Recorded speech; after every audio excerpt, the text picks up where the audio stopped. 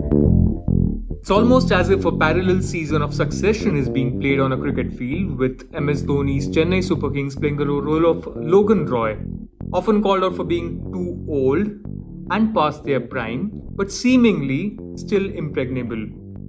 Challenging them last season and this have been Gujarat Titans, who continue to be led admirably by Hardik Pandya, thus adding another twist to our succession tale because he's been making a solid case for himself for the captaincy crown.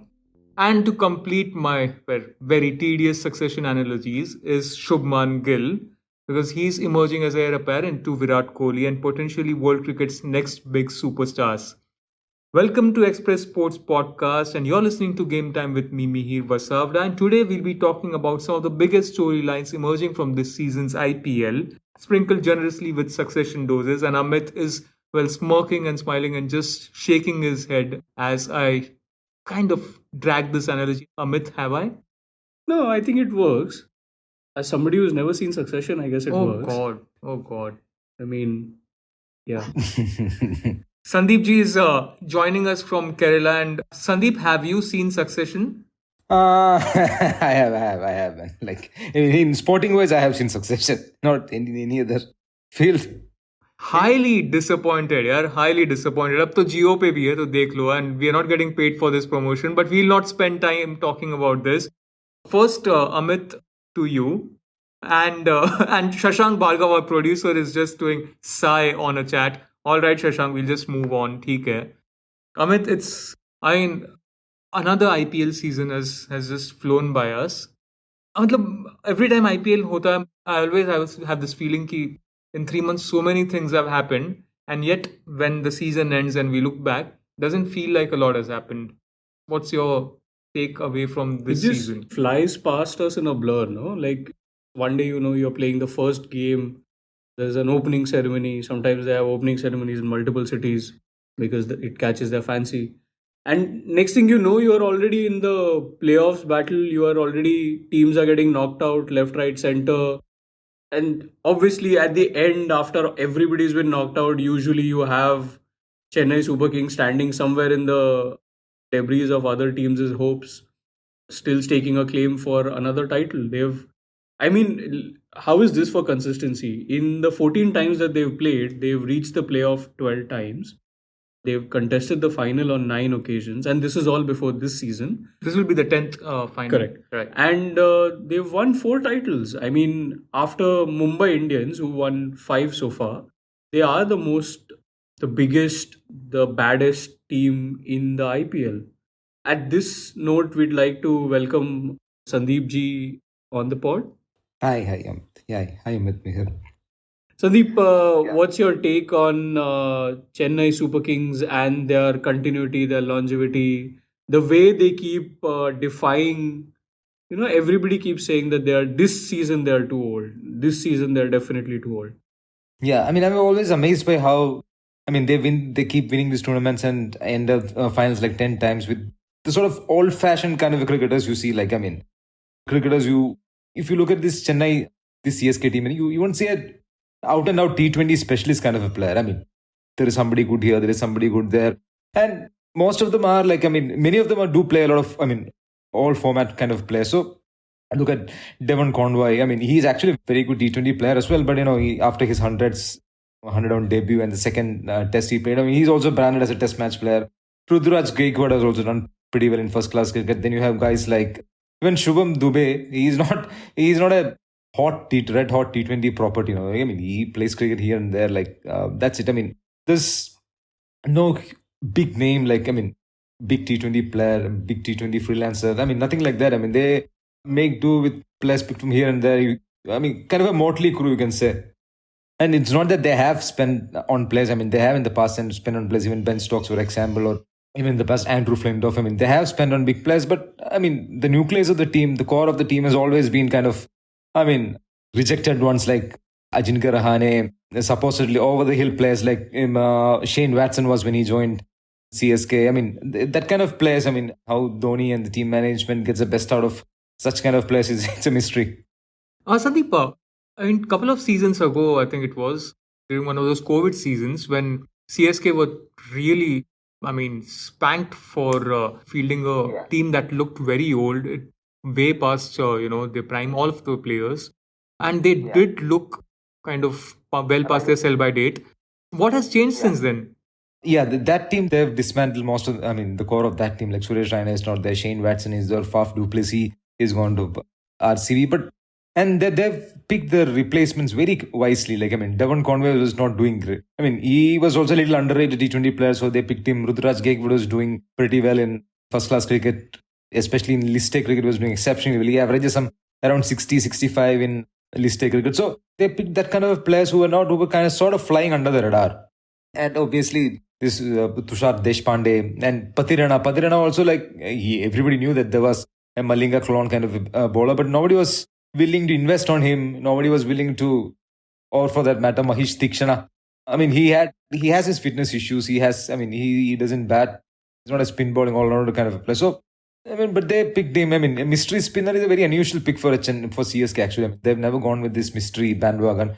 So that was a kind of a mystery, but still they picked him. That also benefited them a lot. So then Deepak Chahar is in another day and age, he would have just played first class cricket. He wouldn't have been anywhere in T20 cricket. He swings the ball well. He has a bit of variation, but it's primarily he's a swing bowler. You've seen him play in Ranji Trophy. He swings the ball beautifully both ways. So in that kind of conventional players who are not in the mainstream, again they pick players like that. There has always been a Chennai Super Kings strategy that has more often than not worked pretty well. Sandeep, you've given a lowdown of all the players that are there in the Chennai Super Kings who are clicking this season, despite there being very solid reasons for them not clicking. But I think you've obviously missed out on the main guy who is the glue to keeping this side together, MS Dhoni. Last night being the first qualifier, where we saw him kind of, set his fields in a way that he set up the wicket of Rashid Khan. He was doing things with his fielding or his bowling changes. In fact, I think it was Hardik Pandya who came in the press conference later, and he even mentioned that, sometimes when you're facing Dhoni, it feels like with his fielding and his bowling changes, he's making 10 more runs, he's adding 10 more runs to the target. But Sandeep, I also like the whole wiliness to his captaincy, right? You can call it a master stroke, quote unquote, or cunning, I guess is the other word for it. But just the whole idea to waste 4 minutes so that his bowler would be ready to bowl. We're talking about Tikshana, is it? Or Matish Patirana, yeah. Patirana was out of the field. He came back after he'd spent 5 minutes, but he had to still wait before he could be called into action. And Dhoni, he didn't hand over the ball to someone else. He wasted those 4 minutes and then got Patirana to bowl. And again, it's a very controversial thing, because if you're a Dhoni fan, you will of course say that, oh, what a cricketing brain. But then at the same time, it's also, I don't know what the rules say, but it just looks like umpire could have just told Dhoni that stop wasting time, get on with the play. But it shows Dhoni's wiliness as a captain, doesn't it? Yeah, absolutely. Dhoni has always had this street smart kind of an image early in his captaincy days. So, that has on and off its surfaces. I don't think any white ball captain has nuanced these formats like MS Dhoni. Yeah, MS Dhoni was not a great red ball captain, but white ball, he's been the kind of intuitions he has, the kind of game sense he has, the game awareness, getting the drift of the game. He's been spectacular. He knows when to bowl, which bowler. As you said, how he stretched the time so that Patirana could bowl. These are all little things you pick up as you grow into captaincy, which, it's like his 15th year as a captain. And I think if it were any other captain than MS Dhoni doing this thing, maybe the umpires would have reprimanded them and told them to get on with the game. But this is the aura of MS Dhoni. In football, we say sometimes some footballers buy foul. Even if they are not foul, he has that kind of an aura. And you spoke about his captaincy chops and the way he, uses his understanding of the game and the game sense. I was reading this piece on Wisden, Mihir. It had a great stat about how Chennai Super Kings have manipulated or used their understanding of net run rate to sneak into the playoffs at least 5 times, or at least Wow. get themselves a decent spot in the playoffs. Like once the eliminator concept came in, they've made sure that they used to get the second spot so they didn't have to play an extra game. So things like that. They've done it in 2010, they did it in 2011, 2012, 2019, and then 2021. The way they've exploited the net run rate and figured out that, we need to, if we are losing, we at least need to minimize the target by which we're losing, or if we are winning, we need to maximize the number of runs that we won. That was the last thing I wanted to say about Dhoni and CSK before we transition to, the Gujarat Titans. What was that metaphor you used, Mihir? After Sir Shashank's sigh, I'm just like scared of using succession metaphors anymore. But yeah, I'd say that Hardik Pandya is actually making a stake for the captaincy crown. In last season, actually, I felt very strongly that Pandya seems to have it in him to lead a team. Sandeep, do you see it that way? Because I mean, he just looks calm. He looks confident as well. I don't know if he has the street smartness of Dhoni and the aggression of Kohli. He doesn't seem to have those two things, but in his own way, he looks very reassuring as a captain. Yeah, initially I thought he'll be a Virat Kohli kind of a captain because in his early playing days he used to be kind of Virat Kohli-esque in expressing his emotions and all. But captaincy has been completely different. I mean, after captaincy, he's been a completely different player in how he's composed and he makes very sensible decisions as well.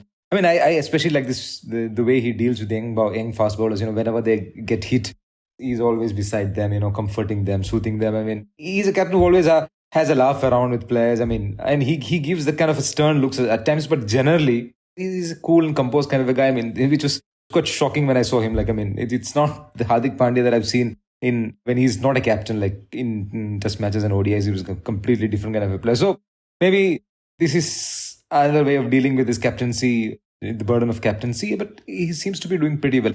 I'm not sure whether he still has that Dhoni kind of reading of the game, but he's slowly building into this. He's slowly getting like a hang of this game, and he's also utilized his bowlers pretty well, especially the way he's generally used. Rashid Khan was brilliant. He used to be brilliant. Like, I mean, and he could be. I mean, in a post Dhoni era, I mean, he could be the better captains in IPL, and of course he's been planned as kind of a Rohit Sharma successor also in white ball formats once Rohit retires. So yeah, he's giving a pretty decent impression of himself as a captain. And in fact, for our listeners who've not read our colleague Venkata Krishnavi's brilliant analysis of how Chennai Super Kings and Gujarat Titans are both teams which are spitting images of each other, he'd mentioned a small anecdote about how Hardik Pandya, just like Dhoni was known to do in his captaincy days with the Indian cricket team, he's now known in the Gujarat Titans team as somebody who keeps his hotel room door open so that any youngster, any bench player, any player who wants to have a chat with him to understand where the player fits into the scheme of things is free to do so. You can just saunter into his room. There's that aura that, the young players have, that you don't want to maybe speak out of turn. That doesn't exist so far in the Gujarat Titans. Everybody knows what their role is, even if they are not playing this season, what is planned for them. So that, I think, in that sense, Sandeep, he's managed to make sure that, the team is comfortable. They know what their places are. Absolutely. I mean, like, when you look at all great captains, even Virat Kohli used to be like that when in his test captaincy days, peak test captaincy days. I mean, you need to break those walls, like these invisible walls between them. I mean, unlike in the past, like back in Kapil Devs and Sunil Gavaskar, these things were very different. But now it's kind of an informal kind of a setting where, I mean, there's no hierarchy in person. So that all these small kind of things work. Like, Mr. Vasavada, I'm very sorry to use another footballing analogy. Back in 2010, when Ashwin is a big Manchester United fan now. So he made the analogy like Chennai Super Kings are the Manchester United of IPL. Well, they certainly seem to be now. We wrote a piece, man. Yeah, we wrote a piece. Like both Karthik and I, Karthik Krishnaswamy back then was a Manchester United fan. So both of us actually. And Karthik Krishnaswamy also was back then in the Indian Express. Yeah, he was in the Indian Express. So both of us made that analogy, man. Well, like you stretch your football analogy, and I'll raise it to my succession analogy, Sandip G. Yeah. And to me, like Hardik Pandya felt like this Roman Roy kind of a character who's like very. I mean, he comes across as a joker in the pack in the season. And Hardik Pandya a couple of years ago gave that impression after especially that Coffee with Karan interview. He was never taken seriously, but somehow he seems to be rising up to the challenge. He's shown a very different side to his personality. And if Chennai Super Kings are the Manchester United, the erstwhile Manchester United, then I guess the Gujarat Titans will be Manchester City. Exactly. Yeah. And who would you compare Shubman Gill to? Erling Haaland? I'd say Jack Grealish. I'm also like taking into account the looks and all those things as well. Huh? Oh, Jack Grealish is damn good looking, man. It'd be lovely hair he's got. That means Shubman Gill isn't. But again, chalo, हम looks के ऊपर obsess नहीं करते हैं अभी. Especially men shouldn't be talking about men's looks. Hey, come on. No, we can be like very open about appreciating all kinds of beauties. Okay, moving on. But man, like, I mean, this Gujarat Titans team, I personally feel it's much more talented than the early batch of Dhoni's teams, man, 2009, 2010. This is a supremely assembled team. I mean, if a few more things like click, you know, it's going to rule IPL for a while, man. I mean, you look at Shubman Gill. Again, like Saha, you can strike a parallel between Saha and maybe somebody like Ajinkya Rahane. Saha's always done pretty well. He's a very underrated batsman in T20s, but again, he was like, people don't trust him. Saha never sets an auction on fire. Easy, Saha will be there. I mean, somebody will buy him and then he'll have a couple of. But how Hardik Pandya and Gujarat Titans utilized him, and like he scored 45 ball 80s and all. I mean, he's been tremendous this season. That streak, you can strike another resemblance between CSK and Gujarat Titans. Sandeepji, like a commentator once called Ravindra Jadeja bits and pieces players. Would you say Saha is a bits and pieces utility player? No. He's still a pretty good keeper, man. I mean, and Saha has always done it in T20 cricket, man. IPL. I mean, it's very grossly underrated, but it's not bits and pieces. He's much better than that. So is Jadeja. Yeah, absolutely. I mean, Jadeja. But what I found fascinating about Gujarat and even Lucknow, for that matter, the two new teams in IPL, is that all right, there were fresh auctions and etc., but kind of team allegiances were set when these two sides came into being, and it was tough for them to attract, say, Rohit Sharma or Kohli and all those kinds of players. Sandeep, exactly when you look at these squads, in terms of balance, what have they got it right? You mentioned, say, for example, in Gujarat, they have the likes of Rashid Khan and Saha, who kind of add really good value to the team. But it wouldn't have been easy for them to form teams so late, like 10 seasons, 12 seasons into the league. Yeah, but the good thing for them was that, I mean, they already had a lot of templates to follow. I mean, they had like cautionary tales, they had success stories. So that the kind of analysis they must have gone behind it must have been tremendous. So they knew patterns like, okay, plan A works, plan B, plan C. So they could lay out plans and actually learn a lot from these teams. I mean, the teams that have actually won and teams that have actually lost. Like, for example, you can learn a lot from Punjab Kings and Delhi Capitals. Oh, the absolute disappointment in your voice when you said Punjab Kings. I don't think that was disappointment. That felt a little like a hopelessness. That's how my father would sound when I. Right. Okay. Steering clear from disappointments, Pradeepji, what have you seen from Shubman Gill so far this season? The way he's batted, the century also obviously propelled him, but he didn't need that. He was already a star in his own making, and a lot of people have already spoken about how he could be the successor to Virat Kohli's throne. We obviously don't need to get into those comparisons, but what have you seen from him and what do you see from him going ahead in the season? And I sometimes wonder why this KKR let him go. Like, I mean, and think that Brendan McClellan didn't like him. I always wonder why that happened, because he's such a, I mean, the Scott Styris Scott Styris in his insiders commentary in Gio used to say that, like, during the Under-19 World Cup, everybody was saying things about, okay, Prithvi Shaw was a very great batsman. So he said, like, I have spotted 3 flaws in Prithvi Shaw's game. And he says he hasn't changed that at all. But Shubman Gill, he said, no, this boy is going to make to be one of the best batsmen in the world. And like that was like 2-3 years ago. And he has only improved from that. I mean, improved every aspect of the game. I mean, Shubman Gill, you just watch him, my best images of this 2020 IPL have mostly been about Shubman Gill. I mean, the short arm jabs he has. Like yesterday, he played a beautiful non-wristy flick, which, like, I mean, and there was a wonderful extra cover drive also. Like you just watch him play. I mean, you forget everything.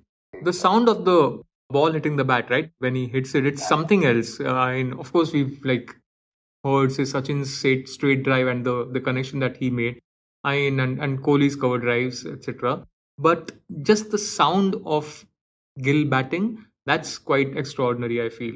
Absolutely, and he should be one of the best horizontal batted players in India's produced, man. I mean, he's so good when cutting and pulling, so good. Of course, he had a few flaws. Like last year, he had especially when he covered drives, he sometimes cover drives with slightly closed bat face. That he has like worked on it, and he's now batting with a more open bat face. Like such minor things he's worked on, and he's like, I mean, he's developing a beast, the proper successor to the Joe Roots and Steve Smiths and Virat Kohlis of the world. Right, and like we discussed at the top, right? I mean, a lot of things happen during a IPL season, and then by the end of it, we tend to forget a lot of them as well. Sandeep, so for Gill to kind of, stamp his authority, how crucial will be the next few weeks, especially the World Test Championship final, because it will be moving from one format to another. But a lot of us, journalists, fans, experts, pundits, everyone will not be taking the change of format into account. They'll be expecting Gill to continue from where he left in the IPL to replicating that form at the Oval against Australia. So how crucial will this period be for Gill to kind of cement his place? Yeah, I mean, it's a bit harsh on him as well. I mean, he's going to just play one test in England, and I mean, it'd be harsh if we judge him on that. But generally, I mean, there's a lot of hope, obviously, like Shubman Gill. He's been in great form in test matches, but across formats, like he's been easily adapted to different formats. Also, he scored 100 in Bangladesh, and then he immediately scores a double 100 in an ODI against South Africa, but all this has happened in subcontinent kind of a setting. So, I mean, how he adjusts from these tracks in India, in late summer tracks in India, dry flat tracks in India, to early summer tracks with a little bit of wobble here and there. I mean, against a high quality Australian pace attack. That has to be seen. I mean, it's going to be really interesting also, like how he adapts to Pat Cummins and Josh Hazelwood on that kind of. The Oval is slightly, usually doesn't swing that much. I mean, like Lords or Headingley, but still, I mean, England is England. That too early summer, ball tends to nibble around a bit. So you never know. That will be like, I mean, if he scores 100 or something like that, that'll be tremendous. Like, I mean, that is sealing his potential all over again. Absolutely. And I mean, the test starts on June 7th. Hopefully, we'll have a pod looking at India's chances and just analyzing the match next week. You'll have to wait for that for 7 more days. But hopefully, you guys enjoyed listening to this one. Thanks a lot, Sandip G, for joining us for this week's episode. And Thank you. Tata. Yeah, that's it. I mean, we'll find out who wins the IPL on Sunday night, and then we'll be back to Test cricket. So, thanks a lot for listening. We'll see you all next week. You were listening to Express Sports by the Indian Express. This week's show was edited and mixed by Abhishek Kumar and produced by me, Shashank Bhargava. If you like the show, then do subscribe to us wherever you get your podcasts. You can also recommend the show to someone you think will like it, share it with a friend or someone in your family. It's the best way for people to get to know about us. You can also tweet us at Express Audio and write to us at podcasts@indianexpress.com.